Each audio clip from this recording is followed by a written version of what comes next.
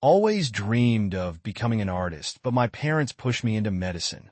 When I finally followed my heart, they disowned me. Now I'm living my truth.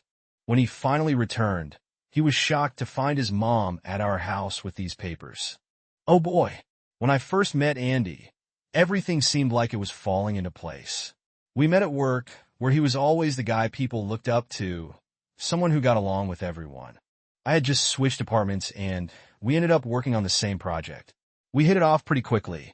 I won't lie, at first I thought it was just a harmless work crush. You know how it is when you spend a lot of time with someone and start seeing them in a different light. But with Andy, it turned into something more serious pretty fast. We started dating about 3 months after we first started working together. At that point, I didn't know much about his past relationships. And honestly, I didn't think much about it. We were both in our early 30s, and everyone has some sort of history by then, right? I was more focused on how well we clicked. He was charming, attentive, and we just seemed to get each other. It felt easy and natural, which was a big deal for me, because I've had my fair share of complicated relationships. We would go on these little weekend trips, explore new restaurants in the city, and just enjoy each other's company. It was fun, and I felt like we were really building something solid. We talked about our lives, our plans, and eventually our pasts. I told him about my ex, who I had dated for 4 years, 3 years in college and 1 year after that. We broke up because we were heading in different directions in life, and honestly, it was a mutual thing. We didn't stay in touch, and I didn't have any lingering feelings. Andy, on the other hand, had a different story. He told me about his ex, Megan, who was his high school sweetheart. They had been together for a long time, since they were 16, all through college, and even a bit afterward. When he told me they had broken up because she wanted to take a job in Australia and he didn't want a long-distance relationship, it seemed pretty straightforward. He mentioned they tried to make it work for a few months, but eventually they both agreed it was best to move on. I remember thinking it was a mature decision, and I respected him for that. I didn't feel threatened by her at all. I mean, it had been 5 years since they broke up when we met, and it sounded like they had both moved on. He even told me they were still friends and part of the same circle. I thought it was great that they could remain friends after a breakup. It showed that they were both mature enough to handle their emotions, which is something I valued in a partner. Fast forward to 9 months into our relationship, and Andy decided it was time for me to meet his friends. I was excited, but also a bit nervous because meeting your partner's friends is always a big step. It means you're getting integrated into their life in a more significant way. Plus, I wanted to make a good impression because, let's face it, how your partner's friends see you can sometimes impact your relationship. We were all set to go to this New Year's Eve dinner, where everyone from his friend group would be there, including Megan. I wasn't expecting that, but I figured it wouldn't be a big deal. Andy had told me so much about her, all good things, and I had no reason to feel insecure. But when we got to the restaurant and I finally met Megan, I immediately noticed something was off. From the moment we shook hands, her vibe with me was totally different from what Andy had described. He'd made her out to be this warm, easygoing person, but I didn't get that from her at all. Instead, she had this weird energy that made me uncomfortable, like she was sizing me up the entire time. I brushed it off at first because I figured it was just me being nervous. But then she started making these snide remarks that were disguised as jokes. You know the type. Those comments that seem harmless on the surface, but there's an edge to them that makes you feel like you're being attacked. For example, she made a comment about how I look different in person than in pictures. It caught me off guard and I wasn't sure how to react. So I just kind of laughed it off. Everyone else laughed too, so I thought maybe I was overthinking it.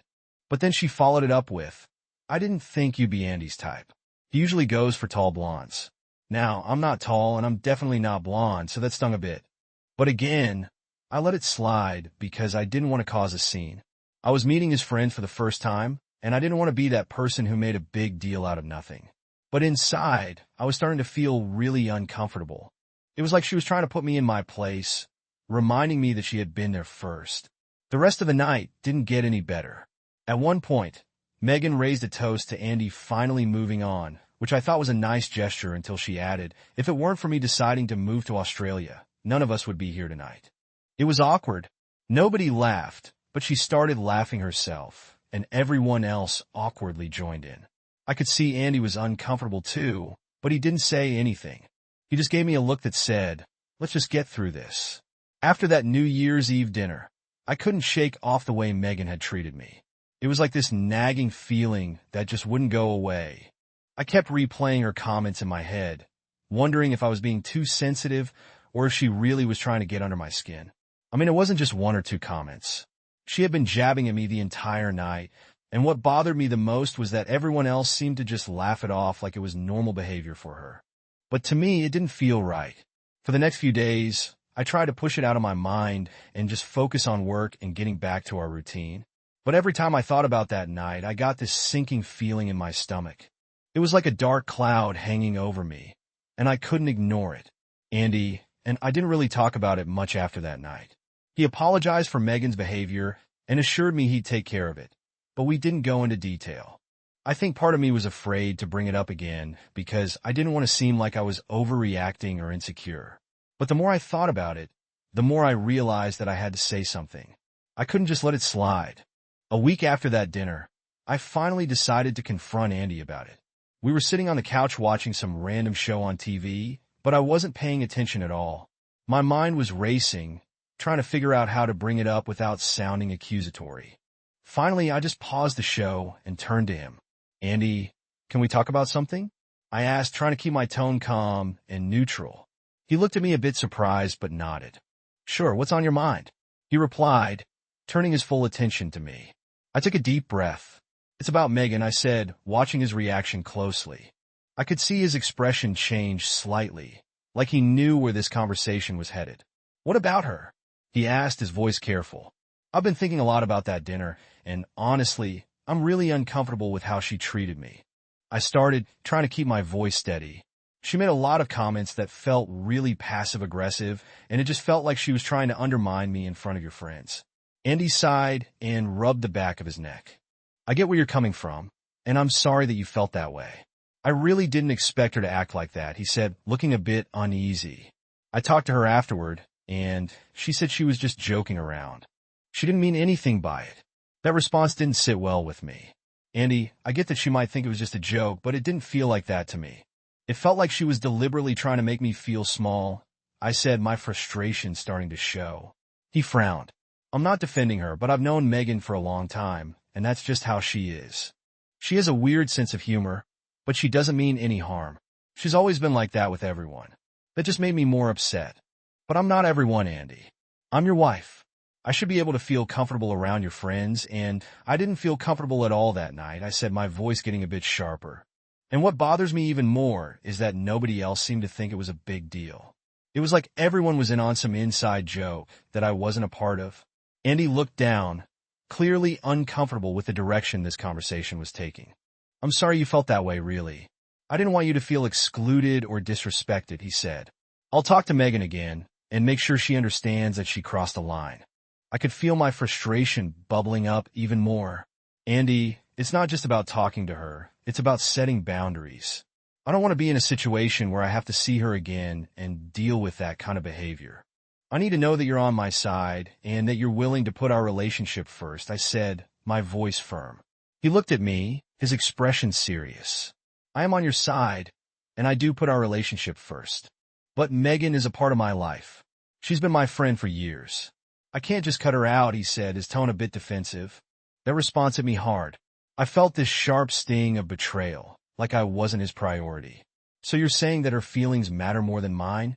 I asked, trying to keep my emotions in check. No, that's not what I'm saying at all, he replied quickly. I just mean that it's complicated. I can't just end a friendship that's been there for so long. But I promise I'll talk to her and make sure she doesn't act like that again. I shook my head, feeling more hurt than I wanted to admit. I don't think you get it, Andy. It's not just about how she acts in the future. It's about how she acted that night and how it made me feel. I need to know that you're willing to stand up for me, even if it means putting some distance between you and Megan. He sighed heavily, clearly conflicted. I do stand up for you. I told her that what she said was out of line. But I can't just push her out of my life completely. She's been there for me through a lot. That was like a punch to the gut. So what am I supposed to do? Just accept that she's going to be a part of our lives, even though she clearly doesn't respect me? I asked, my voice cracking a bit. And he looked at me. his expression pained. I don't want you to feel like you have to compete with her. That's not what this is about. You're my wife, and you come first. I don't know how to balance it all. He admitted. I could feel tears starting to well up, but I blinked them back. Andy, I'm not asking you to balance anything. I'm asking you to choose. I can't keep feeling like I'm second place in my own marriage, I said quietly. He looked at me for a long moment, his face conflicted. Finally, he nodded. Okay, I'll cut ties with Megan. I don't want to lose you over this, he said, his voice soft. Hearing those words should have made me feel relieved. But instead, I just felt this overwhelming sadness. I didn't want to be the reason he lost a friend. But at the same time, I couldn't keep living with this constant feeling of insecurity and doubt.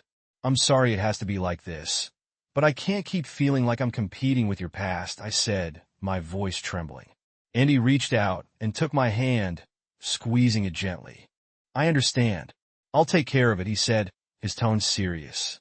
I nodded, feeling a mix of emotions. Part of me was relieved that he was willing to put our relationship first. But another part of me was worried about what this would mean for us moving forward.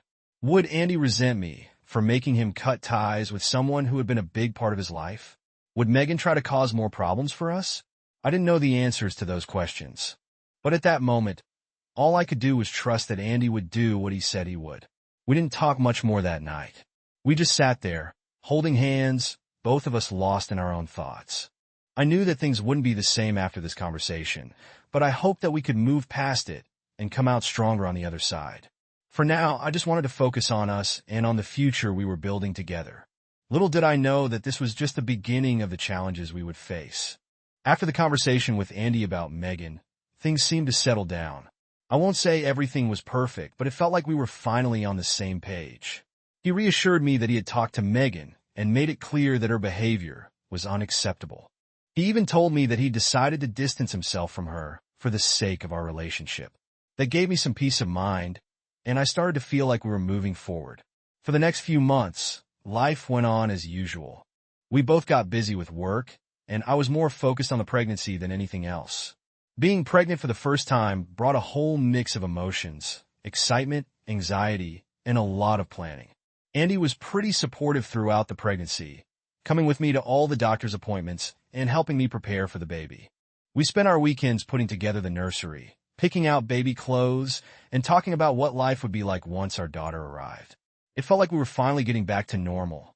Megan wasn't mentioned again, and I took that as a sign that Andy had followed through on his promise. I started to relax and let myself enjoy this time. It was nice to focus on the future we were building together, just the two of us getting ready to welcome our baby into the world. But even with things going well, I couldn't help but have this lingering feeling in the back of my mind. I tried to ignore it, telling myself that I was just being paranoid. Andy had done what I asked. He'd set boundaries with Megan, and our relationship was stronger for it.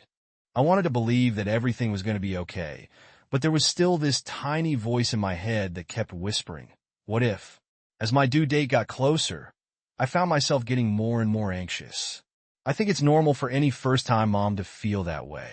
There's so much uncertainty, so many things that could go wrong, and you just want everything to be perfect for your baby. Andy tried to reassure me, telling me that everything would be fine and that we were ready for this. He even joked about how he'd been reading all the dad books and was fully prepared for diaper duty. I appreciated his efforts to keep things light, but I couldn't shake the feeling that something was off. I chalked it up to hormones and the stress of the pregnancy, telling myself that I was just overthinking things. But deep down, I knew that my worries weren't just about the baby. They were about Andy, too.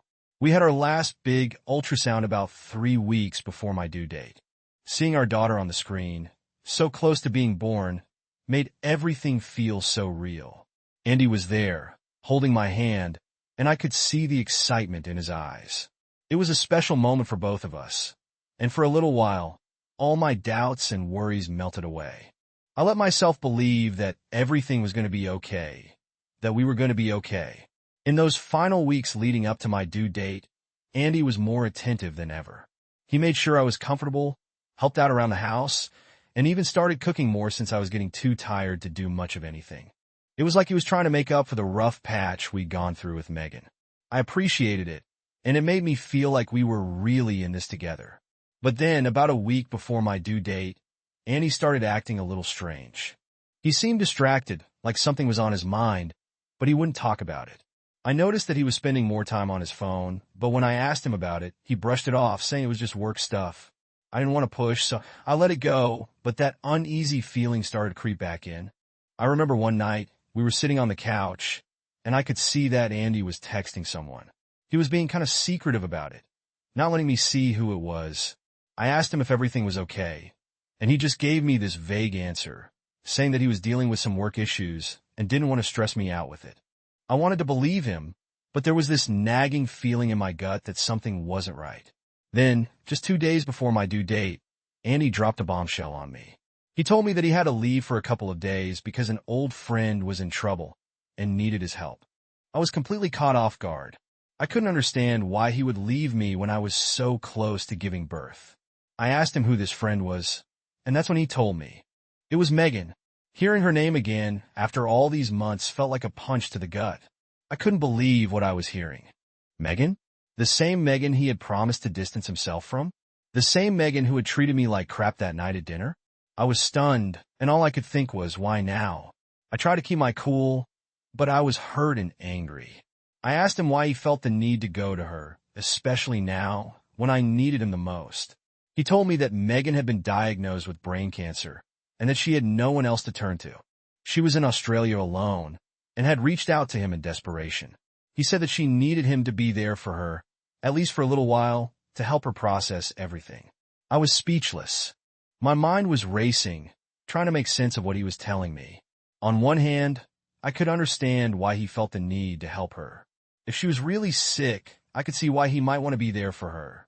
But on the other hand, I was furious. How could he leave me, his pregnant wife, to go take care of his ex-girlfriend? It didn't make any sense to me. I asked him why he didn't tell me sooner, why he kept this from me until the last minute. He said that he didn't want to stress me out, especially so close to the due date. He thought that he would be back in time, and that everything would be fine. He even tried to reassure me, saying that due dates aren't always accurate, and that I might not go into labor for another week. That was the last straw for me. I couldn't believe that he was willing to gamble with our daughter's birth just to be there for Megan. I told him that he was being selfish, that he was putting her needs above mine and our baby's.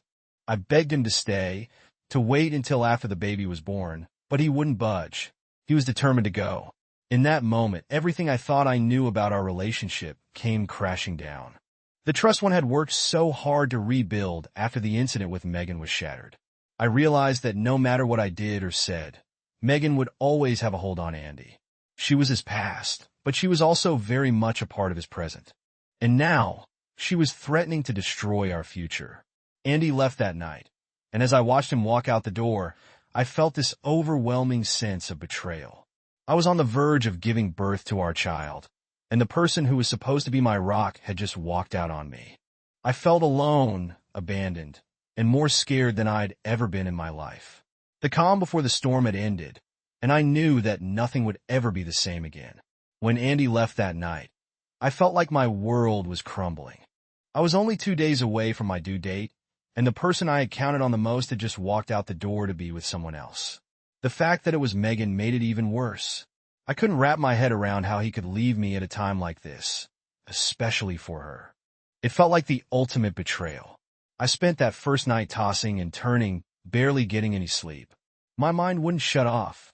Every time I closed my eyes, all I could think about was Andy being with Megan, comforting her, holding her hand, and doing all the things he should have been doing for me. I tried to calm myself down, telling myself that he'd be back soon, that maybe this was just a temporary blip. But deep down, I knew things would never be the same. The next day was a blur of anxiety and frustration. I kept trying to call Andy, but his phone was off. I must have tried a dozen times, but every time I was met with the same automated message telling me his phone was unavailable. It felt like he had completely cut me off, and I didn't know what to do. I was scared. Scared of going into labor without him. Scared of being alone. Scared that he was slipping away from me. I couldn't handle it by myself, so I called my mother-in-law, Linda. She had always been kind to me, and I needed someone to talk to. As soon as she heard the distress in my voice, she came over. I was a mess, crying uncontrollably, and she did her best to comfort me. I told her everything. How Andy had left to be with Megan, how he had ignored my pleas to stay, how he hadn't even bothered to answer my calls. Linda was furious. She couldn't believe that her son would do something like this, especially so close to the birth of his child.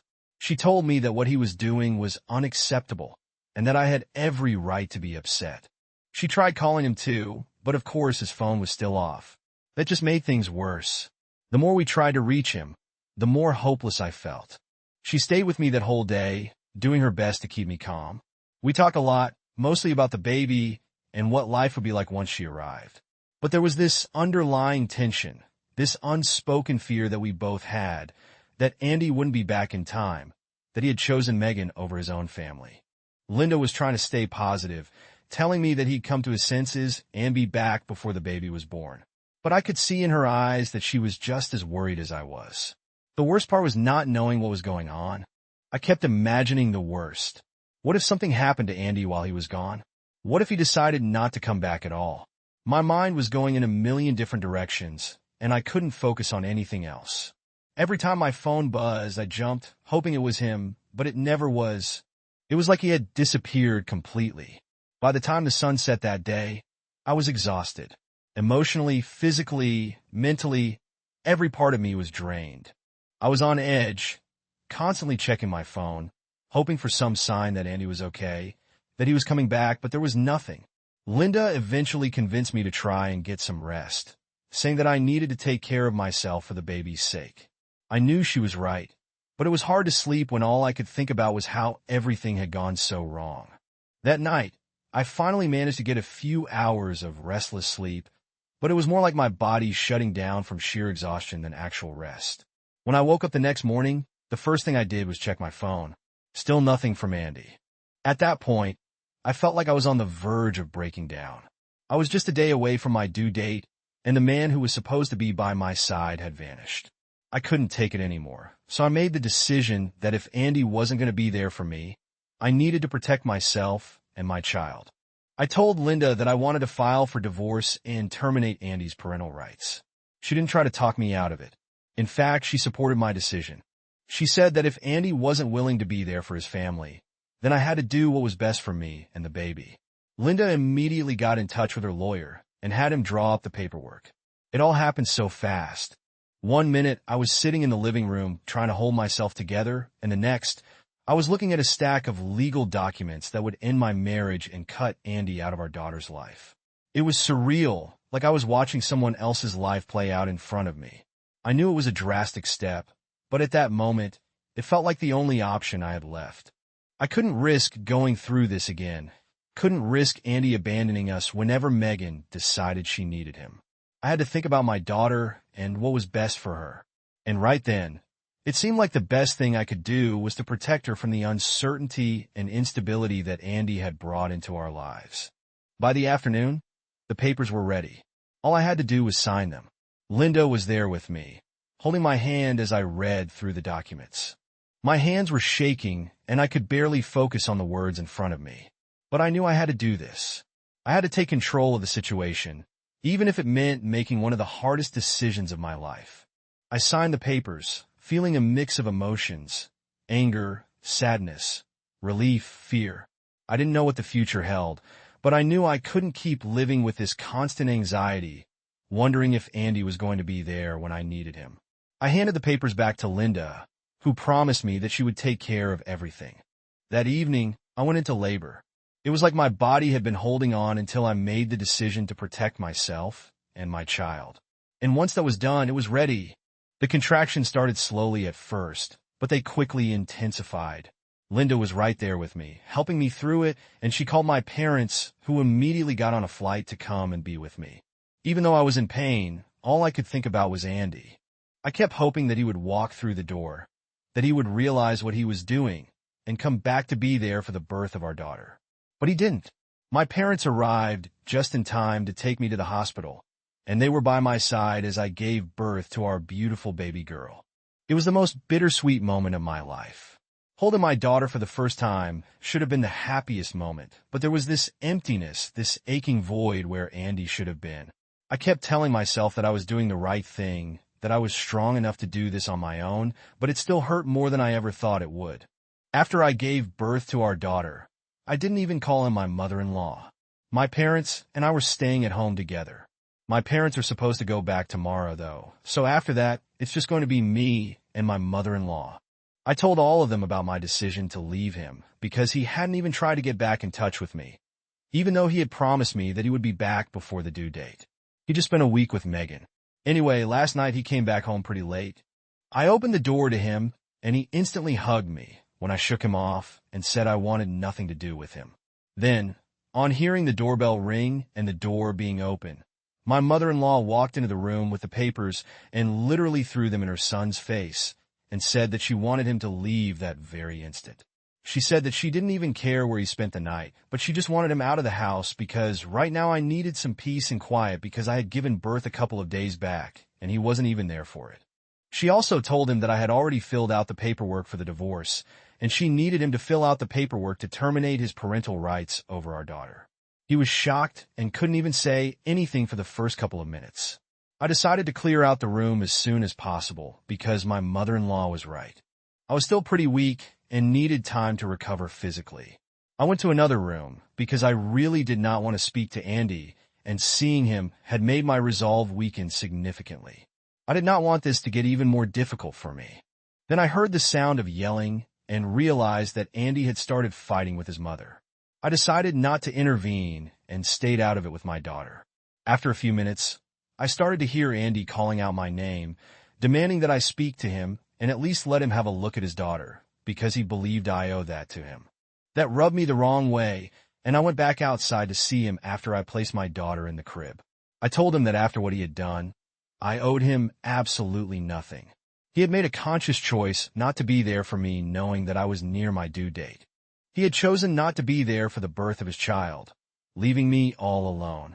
I was just lucky that my mother-in-law was there for me, so I owed him absolutely nothing. I told him I didn't care at the moment. Our daughter was asleep, and I did not want to wake her up. I wanted him to clear out, and we could discuss this later in the morning. Eventually, he left, but I could see that he had tears in his eyes while leaving. He even tried to talk to me one last time when I backed away from him and told him that I wanted him to leave. We were pretty tired, so we went to sleep, but this morning he showed up again, and I finally told him that it was over for me. It had been over the very second that he had left to be with Megan, and there was no way that he could say anything to bring me back. My mother-in-law was in the same room, but I had told her that I wanted to have this discussion with him myself and clear it out once and for all. He then literally started crying and begging, and my mother-in-law had to leave the house with a baby so that our daughter would not have to hear any of that since he was being pretty loud.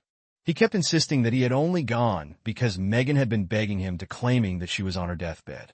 He had spent a week there because she had absolutely no family there and was really lonely. He had spent all of those days trying to comfort her and be there for her. It was all purely platonic, but I wasn't there. So who knows what was going on? I told him it didn't matter anymore, and I wanted him to leave. Then he said that even if I had decided to divorce him, he thought it was too huge of a punishment to take away his chance of being a father. He wanted me to reconsider that, or else he would have to fight for custody. Even then, it would be very unlikely that he would get custody of his daughter, because firstly, he had not even been there for the birth, so we could use that against him. He was aware of that. On top of that, she was literally just a newborn baby, so she needed me a lot more than she needed her father. He was begging me for one chance because in spite of everything, he really just wanted a family. Eventually, he did leave, but he told me to think about it, and now I'm not so sure about what to do. This is a huge deal, and it involves people's lives, so I just want to be sure of what I'm doing before I go through with it. So am I the asshole for divorcing my husband and telling him to terminate his parental rights over our daughter because he had skipped the birth of our child to be with his ex who had claimed to be on her deathbed? Update when I have made up my mind and I'm going through with the divorce, but I'm still thinking about whether I want full custody or not. Annie has shown up at the house every single day to apologize to me and literally beg for forgiveness. Every single day, I have found it harder to turn him away, but I know that I have to do it.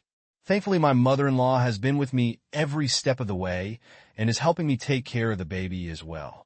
My parents had to fly back home, but my mother-in-law has been kind enough to leave her own home and move in here with me on a more long-term basis because she knows that I'm going to need all the help that I can get. I told her that even if I decide not to give Andy full custody or even partial, she's still going to have every right to come see her granddaughter anytime she wishes to. I have even asked her what she thinks I should do about the whole custody thing, but she has left that up to me and told me that she knows that I'm going to make the right decision for both of us, just like I made the right decision with the divorce. But I'm still struggling to come to a decision. It's not getting any easier for me because Andy keeps showing up every day, and every time that he comes, I just feel like taking him back and forgiving him for everything. But I know I can't do that, especially not after what I have been through. Megan has always been a sore spot for me, and he didn't even care about that when I was pregnant with his baby. To be honest, I don't even know if they have been in touch with each other or if there was nothing brewing between them in the past couple of months, because I just can't bring myself to trust anything that he says anymore. So far, his apologies have all been the same. He just keeps repeating whatever he said to me the first time that he came back home after his visit to Megan. Nothing happened. It was all platonic, and he was just there to take care of her, because she had claimed that she was on her deathbed, and as her friend just felt like he had to be there every single time. I have to say the same things back to him. It doesn't matter anymore, because I have made up my mind, and I'm going to leave him now. It's really sad, but that's just how it is. Update too high. So a few days back I had posted an update saying that I had decided to go through with a divorce, but I still couldn't make up my mind about whether I wanted to file for full custody of my daughter or not, but I think now I know what to do for almost 5 days in a row. And he had shown up every single day without fail to apologize for his actions and try to get me to take him back, but after that he suddenly stopped showing up. I found it strange, but at least I was relieved because I thought that I wouldn't have to deal with him anymore, and I could think with a cool head, but I don't think that's going to be possible anymore, because after he stopped showing up, other people started texting me and telling me that what I was doing was incredibly wrong in the world, and they had never expected me to act like this. Right afterwards, his friends started bombarding me with texts, and I'm not just talking about the group that he usually hangs out with. I'm talking about every single person who used to go to school or college with him. And I think he set up a template for them to send to me like this is some petition or something he could just write emails and messages to the mayor and get them to cancel whatever is going on because he doesn't agree with it. Anyway, at first I was blocking people left and right, but then they started making fake accounts to text me the same things over and over again. There are only so many people you can block. Besides, it's not just that I'm dealing with all this emotional trauma and processing what is happening to me. I'm also still exhausted from giving birth, and I'm trying to be there for my newborn daughter as well. So it's all really tiring, and this is the last thing that I needed. If he really cared about me, he wouldn't be putting me through all of this. Such a delicate stage of my life, it's very obvious that he doesn't care about anybody apart from himself. And so I don't think I have to worry about what I'm going to do about my daughter's custody anymore. I'm going to file for full custody, and that's it. Of course, he still has the papers and can sign his rights away in case he doesn't decide to do that. I've spoken to my lawyer, and this is happening. The messages that I have been receiving so far are not nice, and I know for a fact that he has written the template message and told his friends to send it to me. It really reflects what he believes more than anything else. If this is what he believes about me, I don't think we need to be together at all. The reason I'm so upset is because the messages had this line. We never expected you to be the kind of person who would use their child as a pawn to punish their partner and play mind games like this. Like, is he for real? Does he seriously think that I'm using our daughter to punish him for what he did? I don't think he understands how marriages of children work, because if he did, he never would have said this. That in particular really hurt me and helped me make up my mind when I showed those messages to my mother-in-law. She was also pretty pissed and said that she was going to contact him and tell him off. But I asked her not to because it was just not worth it. If we tried to confront him about it, he would just deny having any part of it, even though it was very clear that all of his friends were sending me the same kind of messages and he had to be the one behind it. If I'm being frank, I don't even understand why he felt the need to involve his friends in all of this, because it's not like I'm going to see and read their messages and instantly stop what I'm doing. Their opinions literally do not make a difference to me at all because they are not my friends. I have never been close to any of them, so they can think whatever they want about me, and I'm not going to care. I guess he just thought that if an overwhelming number of people started texting me about this, then I would just give in to the pressure or something. But then I'm afraid that he doesn't really know me at all, because I'm not the kind of person who's going to bend to pressure. I did not even change my mind when he himself was showing up every day and begging me for forgiveness, because I knew that letting him back into my life was not going to be good for either of us, and definitely not good for our daughter. I might have felt terrible about it, but I still went through with it because I don't bend easily. After being with me for so long, I think he should have an idea of what kind of person I am, but it's very obvious that he doesn't. It's becoming clearer and clearer to me every day that I'm doing the right thing by choosing to leave him. So not just as friends, but even if every single person that he knows starts texting me about this, I'm still not going to change my mind. In fact, this thing that he has done has only helped me feel more strongly about what I'm doing, and I know that as long as the people that I love are on my side, I don't have to worry about any of this. Update 3. Hey. So the legal proceedings for the divorce and the custody agreement are going to commence in a couple of days. Andy has decided not to contest the divorce, but he is demanding at least partial custody of his daughter. We're going to see how that works out. Since I'm open to the idea, because I'm not an inherently evil person, but I don't think I want to implement sharing custody until our daughter is at least a couple of years old. So that's what we are going to negotiate, and I'm very happy I've made this decision for myself. Now that it's finally happening, it's hitting me how real all of this is. I thought that I would be scared, but I have never felt more sure of anything in my life. I think some of this might also be because of the message that I received from Megan yesterday, where she told me that she really didn't want to be a homewrecker, but she really needed somebody by her side since her parents wouldn't be there for her. Andy was the only other person that she could think of. She also told me that over the past couple of years, she had tried to contact him several times, and he had always turned her down, saying that I would not approve of it. But she knew that her oldest friend in the world would always be there for her, especially if she's sick, which is why she had contacted him. She was sorry it had stirred up so much trouble in my marriage, but she thinks I should let him retain his individuality instead of being so controlling. So I was right about the fact that he hadn't blocked her at all, and they had actually stayed in touch, maybe not in the way that I thought, but they did at least speak to each other. The worst part was that she also told me that they had shared a moment when they were together, and they had ended up kissing for a couple of minutes. But after that, Andy had run away from her, saying that he couldn't do this, especially while his wife was with his child. She told me that he had not let the kiss last for more than a couple of minutes, and that's how loyal he was to me, as if that was supposed to do anything.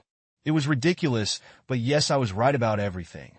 So now getting the divorce and custody on my terms should be a cakewalk since I know these things. I have spoken to my lawyer, and we have also tweaked our petition to demand slightly more of everything, because now I feel like I deserve it since I've been cheated on, clearly.